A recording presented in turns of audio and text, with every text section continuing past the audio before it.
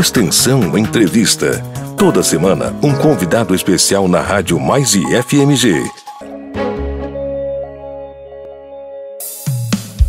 Extensão Entrevista.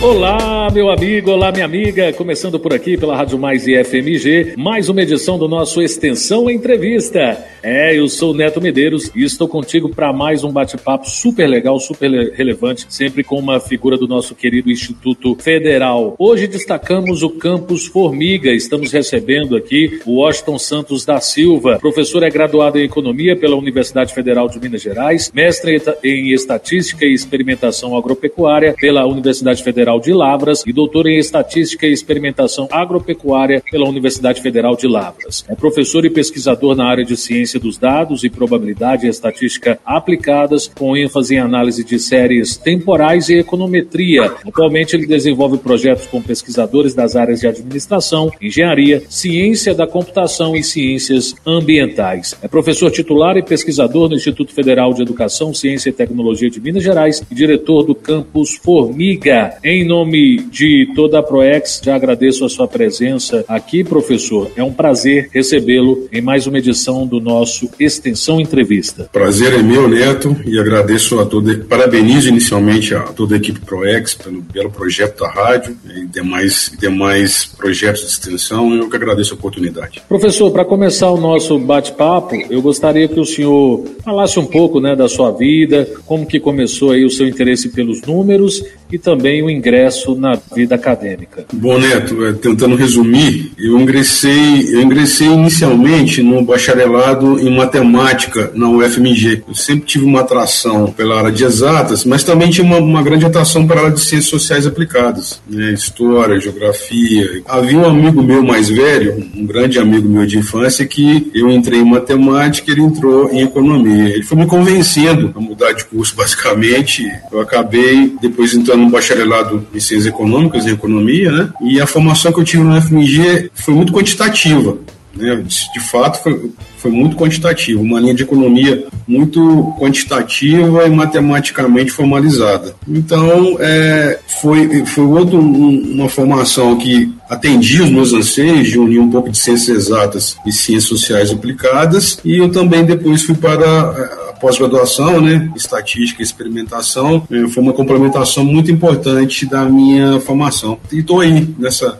Apesar do que, ano que vem, eu vou fazer 17 anos de FMG. Na verdade, eu entrei ainda quando era o antigo Cefet Bambuí. Vou fazer 17 anos nessa rede, nessa rede federal, e 16 em cargo de gestão, praticamente ininterrupto. Então, eu tô começando a voltar para a minha vida de pesquisador agora, porque nós iniciamos um mestrado profissional em administração aqui no campus, Eu estou como professor do programa e estou aproveitando para desenferrujar a minha parte de pesquisador. Mas nos últimos anos eu estou mais na administração pública do que atuando na área acadêmica. A gente vai entrar, inclusive, daqui a pouco com mais detalhes, sobre Campus Formiga, também a sua atuação na diretoria, mas eu gostaria de primeiro, para introduzir esse bate-papo, que o senhor falasse um pouco da sua vida pessoal, da infância, da adolescência, do ensino médio, de onde que o senhor é natural e, assim, se no ensino médio já surgiu esse interesse pelos números. Eu explicar a minha origem é complicado, sabe? Geralmente eu tento simplificar falando que eu sou de Lavras, que é a cidade onde eu cresci, mas na verdade foi assim, meu pai trabalhava na CEMIG, ele era eletricista na CEMIG,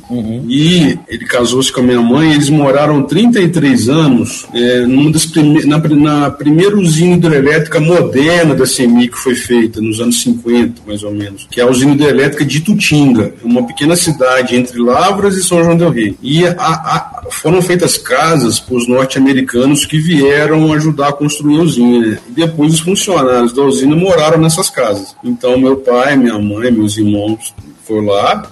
Quando eu fui nascer, a minha mãe foi foi para o hospital em São João del Rei, então na minha carteira de identidade tá que eu sou natural de São João del Rei. Aí meu pai se aposentou, saímos desse condomínio da usina ali próximo a Rio Grande e fui para Lavras com 8, 9 anos. Então geralmente eu simplifico dizendo que eu sou de Lavras, mas eu nasci em São João del Rei, só nasci, passei parte da minha infância em Itutinga, nem foi em Itutinga, na verdade foi umas casas dentro da usina hidrelétrica ao lado do Rio Grande, e quando meu pai se aposentou nós não mudamos para Lavras. Essa é a minha origem. Estudei grande parte do meu ensino fundamental, todo o meu ensino que se chama hoje de Fundamental 1, né, em escolas públicas. Nessa época eu não tinha tanto, eu não sabia muito, sabe? Eu tinha alguma aptidão, mas não morria de amores com números nem nada. Eu estava mais preocupado em me divertir, em brincar, né, como toda criança. A partir do colégio, do antigo colégio, né, antigo ginásio, né, aí eu já fui me despertando mais. Gostava muito de ciências, né, que disciplina que a gente tinha na época, mas também gostava de outras coisas. Gostava bastante de ciências, gostava de história, gostava de geografia, né, que de certa forma a faculdade que eu escolhi refletia meus interesses antigos,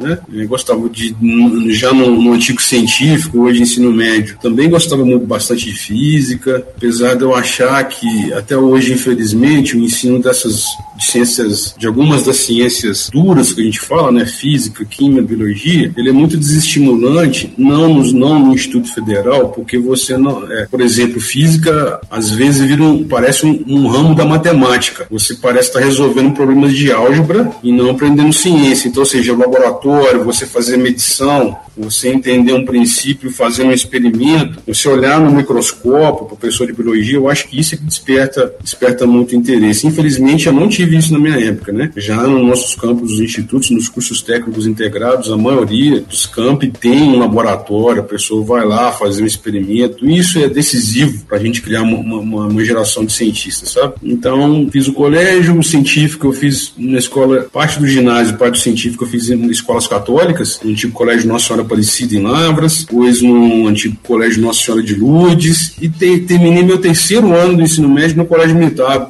colégio Tiradentes da Polícia Militar em Lavras. Aí terminei o científico, fui fazer matemática na UFMG, saí da matemática um tempo, voltei para economia. Legal demais. Já que você tocou nesse assunto, professor, muito relevante a gente abordá-lo, que é essa questão mesmo do interesse, né? Sobretudo no IFMG, são alunos mais jovens, né? A juventude de hoje está um pouco dispersa em meio às tecnologias, né? As tantas tecnologias. Como que a gente desperta o interesse justamente sobre essas ciências mais duras, né? Eu lembro que antes da minha graduação, né, no meu ensino médio, eu tinha professores de química e de física que parece que eles detinham o poder.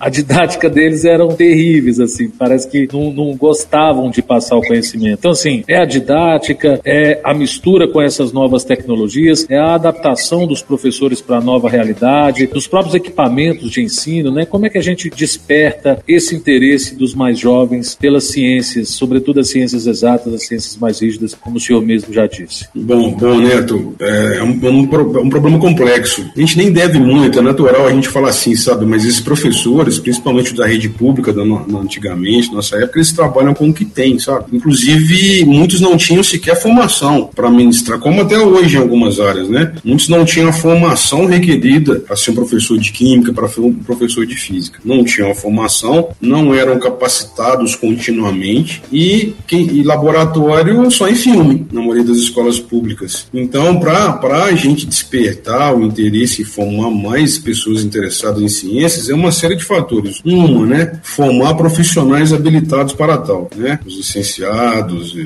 bacharéis bem formados para ensinar essas disciplinas. Que essas pessoas precisam ter uma boa carreira.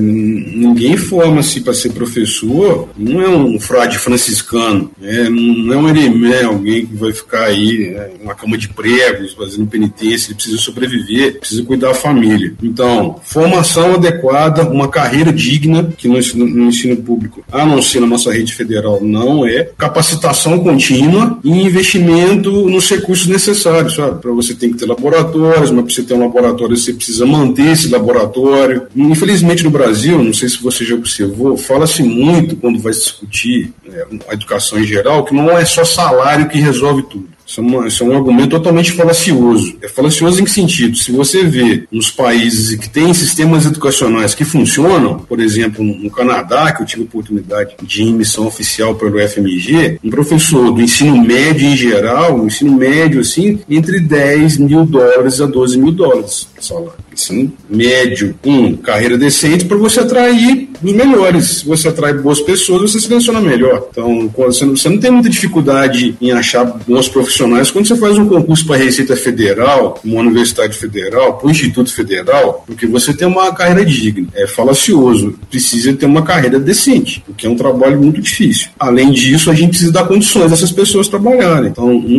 na maioria dos institutos federais, dos campos, você consegue disponibilizar uma estrutura de laboratórios adequada. Nós demoramos aqui até em Formiga, mas atendia relativamente bem. Agora nós estamos consolidando laboratórios de física separados, de química separados, de uns microscópios, pelo menos, para falar de alguma coisa de biologia, sendo que tem campos que tem muito mais, né, recursos do que a nossa. Então é isso. Eu acho que a gente tem que ter profissionais devidamente formados, com uma carreira decente e capacitação contínua, porque uma coisa engraçada, não sei se você percebe, isso vale até para os institutos federais. A gente contrata um professor e acha que ele já entrou prontinho mesmo. Eu passei no concurso, eu estou pronto. Ele entra, todo o sistema colabora para ele achar isso mesmo, entendeu? Para ele achar que ele está pronto. Ele não tem capacitação, como se você produzisse um grande professor, um estalar de dedos, ou só fazendo uma prova de concurso. Capacitação contínua, é difícil você arrumar essa capacitação contínua. Então, tentando resumir, é uma série de questões que tem que ser atacadas para a gente resolver várias questões da educação do país, né? Formação adequada, carreira decente, capacitação contínua, avaliação, obviamente, mas para você ter avaliação, fala assim, não tem avaliação. Tem que avaliar, mas para avaliar você tem que falar assim, que condições eu dei para esse profissional fazer o que está sendo cobrado? Tem condições que você deu, você capacitou, você deu os laboratórios, entendeu? Então, quando se discute educação no país, tentando resumir, vem sempre a fase de um grande matemático, estatístico, um grande ídolo meu, né, o John Tukey, ele falava assim, para todo problema complexo, há uma solução simples, rápida e completamente errada. Então a sensação que eu tenho quando eu ouço discussões sobre educação é essa, sabe? Sempre tem uma bala de prata. É só uma coisa que vai resolver todos os problemas. Não é? Um problema complexo que exige soluções complexas à altura. Total, e ainda mais com essa velocidade, né? Por isso, uma formação continuada, né? O tempo está cada vez mais veloz, né? A educação de 10 anos atrás está muito distante, muito diferente da de hoje. Falar nisso, professor, explica pra gente aí, com esse poder de resumo que o senhor aparenta ter, né? O que é econometria? Econometria, tem várias definições de econometria, mas basicamente econometria é a aplicação de métodos estatísticos para mensurar ou testar teorias ou problemas econômicos. Basicamente você tem uma teoria econômica que tenta explicar um fenômeno, por exemplo, em geral é isso. Tem uma teoria lá da área de macroeconomia que explica como o PIB se comporta. Essa teoria, em geral, ela é construída matematicamente. O teórico, o economista, ele formula um modelo matemático. Aí ele faz hipóteses matemáticas, ele formula hipóteses e constrói um modelo. Se essas hipóteses forem verdadeiras e se essas variáveis que eu estou usando para formular um modelo para explicar o PIB fazem sentido, o PIB tende a comportar-se de tal forma. Onde entra um econometrista, que a gente chama em economia, né? Ele vai pegar esse modelo teórico, transformar ele num modelo, ao invés de ser teórico, como equação diferencial, por exemplo, ele vai pegar esse modelo teórico e formular ele como um modelo estatístico, porque no modelo estatístico você consegue pegar dados e verificar se a previsão teórica se confirma pelos dados, sabe? Então é o seguinte, para resumir, não dificultar muito, é você aplicar métodos estatísticos para testar modelos econômicos e para tentar entender os fenômenos econômicos. Uma mistura de matemática, estatística e computação, basicamente. Sim, maravilha. Tá vendo? Eu acho que a diferença é essa. Quando a gente tem um bom professor, a gente se interessa mais pelo assunto, pelas matérias, e se torna um bom aluno também, né? A pessoa não tem que ter o conhecimento, né, professor? E essas matérias são muito válidas. Em geral, eu não sou um professor muito popular, popular, não. Com certeza. Popular sim, sentido. Na minha graduação de jornalismo, eu passava longe de jornalismo econômico, viu? Porque geralmente, apesar de sermos das ciências sociais aplicadas, eu sou da área de humanas, então assim, gosto mais das letras e esqueço um pouco os números, né? É tipo aquela frase, na matemática eu não sou bom não, mas no português eu me garanto. É por aí. Mas são matérias muito árduas, né, para você ministrar. É um desafio tanto para os professores quanto para os alunos. Sim. São exigentes, técnicas, entendeu? É um belo desafio você ministrar estatística, econometria, estatística experimental, mesmo matemática, sabe? São disciplinas áridas mesmo. É um grande desafio para o professor e para o aluno. O tal dos cálculos que agarra o povo nas engenharias da vida também, né, professor? Por falar nisso, eu gostaria que o senhor falasse um pouco aí, né, do Campus Formiga. Já a gente entra com mais detalhes na sua gestão, né, à frente da direção do campus. Eu gostaria que o senhor falasse um pouco sobre os cursos que o campus oferece e também os projetos de extensão que tem por aí em Formiga. Ok, Neto. Bom, o Campus Formiga nós oferecemos 3 cursos técnicos integrados ao ensino médio, um técnico integrado em administração, técnico integrado em informática, técnico integrado em eletrotécnica. E aí você vai reparar que a gente tem basicamente 3 eixos mais uma licenciatura. Então, técnico integrado em administração, nós temos o bacharelado em administração e desde o ano passado o mestrado em administração. Nós estamos verticalizando completamente a administração. Em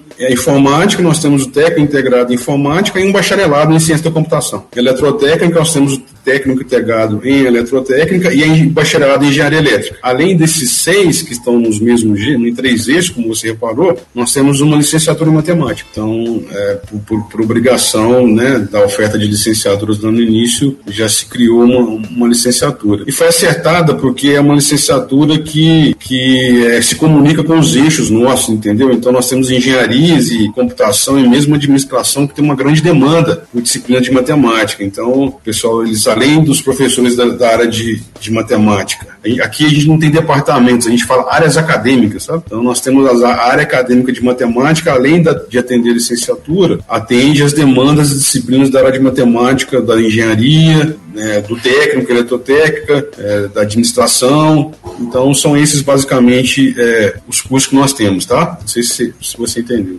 Em termos de extensão, a extensão é bastante antiga. Temos projetos de extensão desde o início do campus. Sempre há professores muito engajados com a extensão, sabe? É uma oferta muito diversa de cursos de extensão. Praticamente todas as áreas desenvolvem algum tipo de projeto na área de extensão. E o campus vai fazendo 14 anos nesse ano, vai fazer 14 anos, e como todo campus, só está aumentando a oferta desses projetos de extensão. Então nós temos uma diversidade muito grande de projetos de extensão, destacando alguns que a gente considera de oferta permanente, sabe? Eram projetos que começaram como projetos, aí anualmente eles sempre tinham que pleitear recursos disputando um edital. Mas um projeto em especial é o cursinho pré-IFMG, a professora Zélia, uma das articuladoras, tem outros professores que atuam no curso, que oferece um cursinho para os alunos interessados em ingressar nos cursos técnicos, né,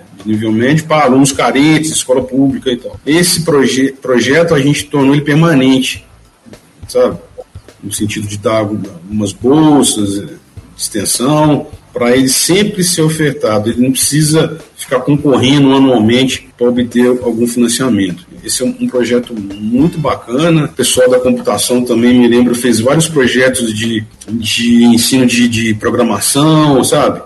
Para escolas públicas. Tem um patronato aqui que a gente chama, que acolhe crianças órfãs. Tem professores da matemática com projetos de redação na escola pública envolvendo matemática, música, ensino com música, o mesmo professor Prisley. Muitos projetos muito, muito interessantes. Vários projetos.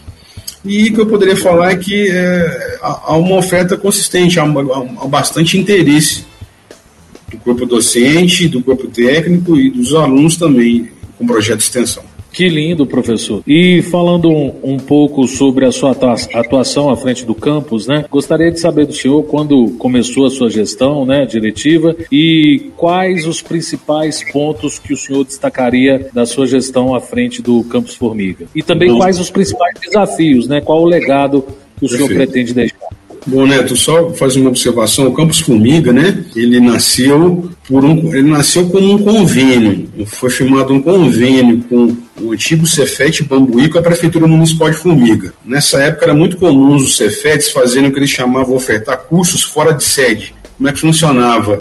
O Cefet entrava com a gestão acadêmica, a prefeitura entrava com financiamento para contratar professores específicos para ofertar um curso técnico, principalmente técnicos subsequentes, em que a pessoa já tem o ensino médio e vai fazer um técnico em informática, né? Então, o Campus Formiga nasceu a partir de um convênio com o Cefet Bambuí, depois se tornou uma unidade de ensino descentralizado. Quando o campus foi criado formalmente, ele seria uma unidade de ensino descentralizada do Cefet Bambuí, que a gente chamava de UNED, foi quando o MEC autorizou oficialmente, mas o mesmo ano em que foi criada a UNED, veio o projeto do Instituto Federal, 2008.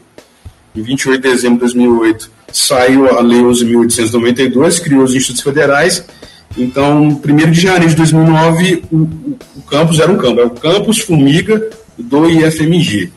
Eu estou falando isso porque eu estava no Cefet Bambuí desde 2006 e eu participei da concepção, tirado do papel Formiga, estando lá, entendeu? Então, meu envolvimento com o campus começou ali. Minha família morava aqui, mas eu trabalhava lá, eu tinha um vínculo com Formiga, tinha amigos com esse interesse. E fiquei lá. Em 2009, eu pedi remoção para o Campus Formiga, do Cefet Bambuí para o Campus Formiga. Quando eu vim para cá, eu fui nomeado secretário de extensão. Na verdade, era para ser secretário de extensão, pesquisa e pós-graduação.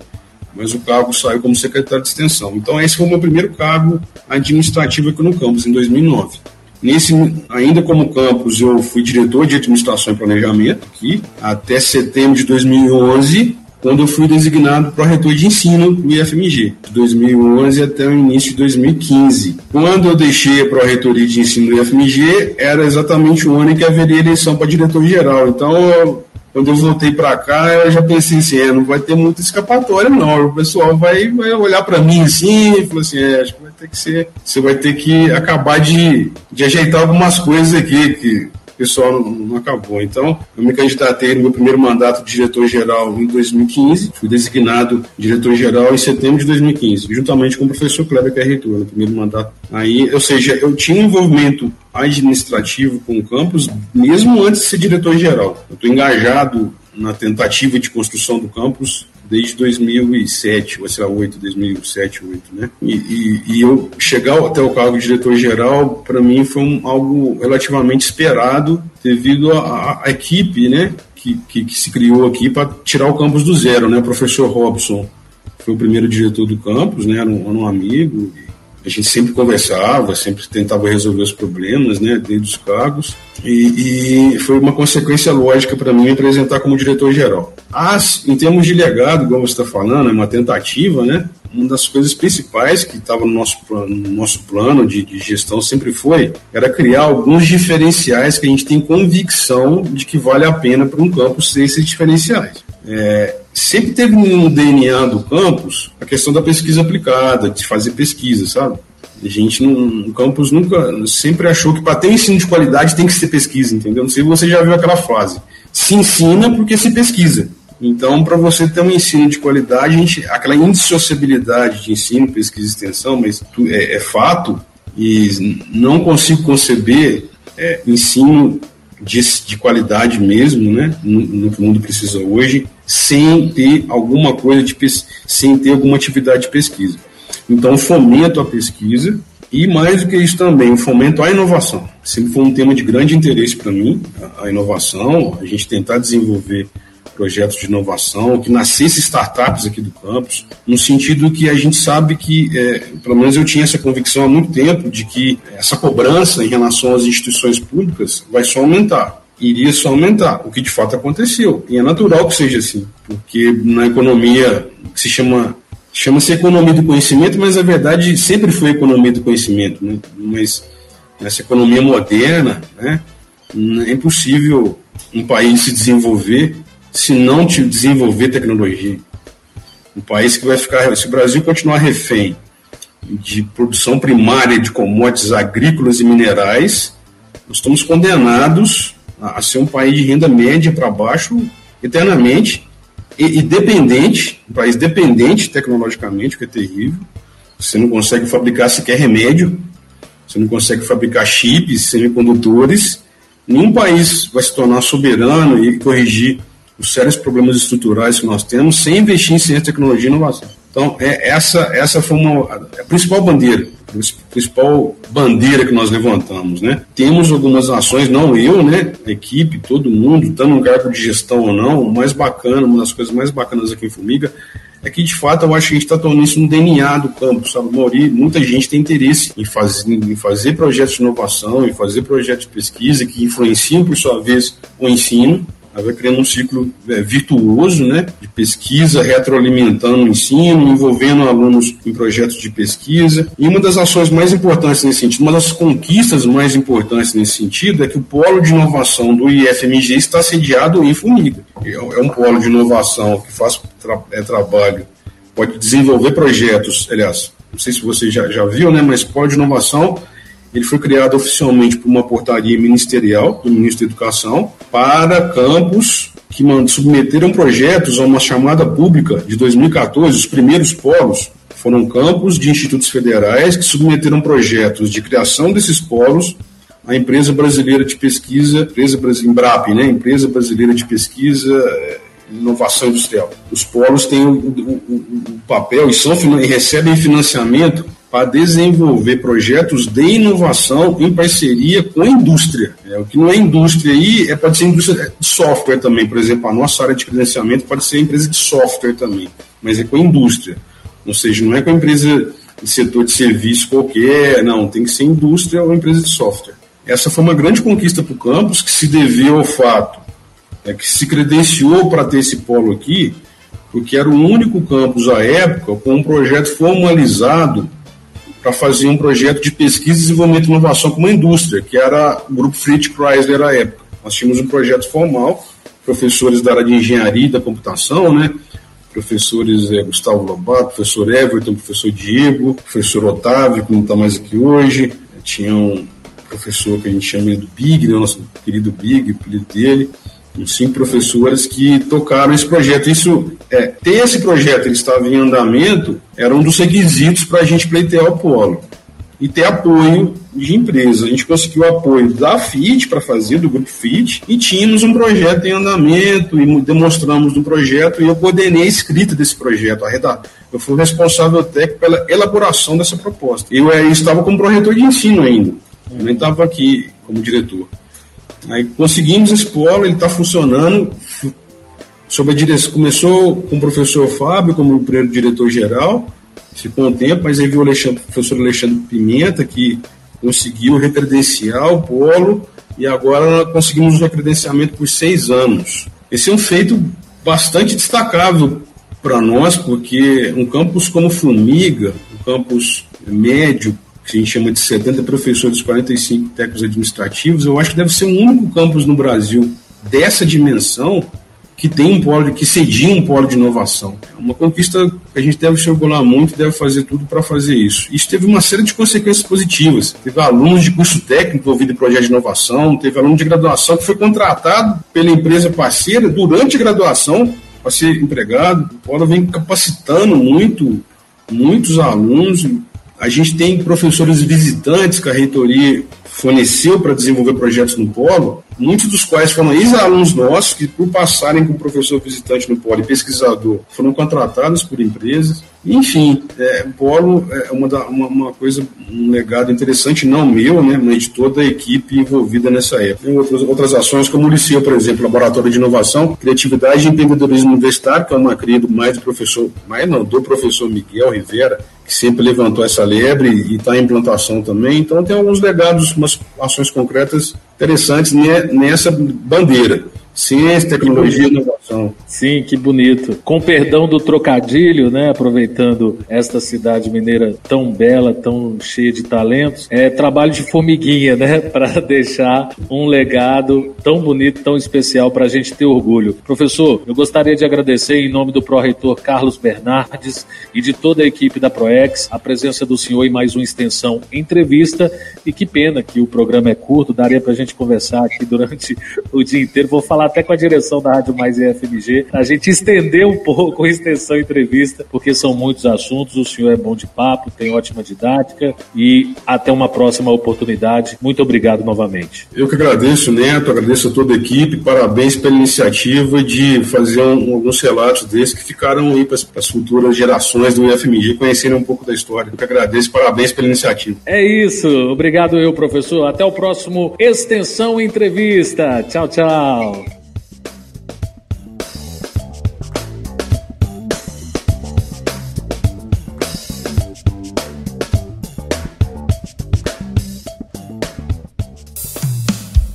Extensão Entrevista.